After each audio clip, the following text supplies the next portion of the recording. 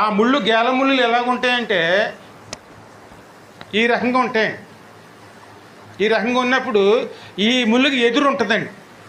అది ఈ ఈ అంగుళం లోతు వేయగా లోపల దిగుతుంది. కొట్టినప్పుడు అంగుళం అంటే చెక్క మీద ఇలా కొడితే చెక్క ఇంత ముక్కు కూడా వస్తుందండి. ఈ రాజు కూర్చున్నటువంటి టేబుల్ మీద దాన్ని ఇలా కొట్టినప్పుడు అందులో ఒక ముళ్ళు అందులో ఇరుక్కుని లాగితే ఇంత చెక్క ముక్క వచ్చిందండి.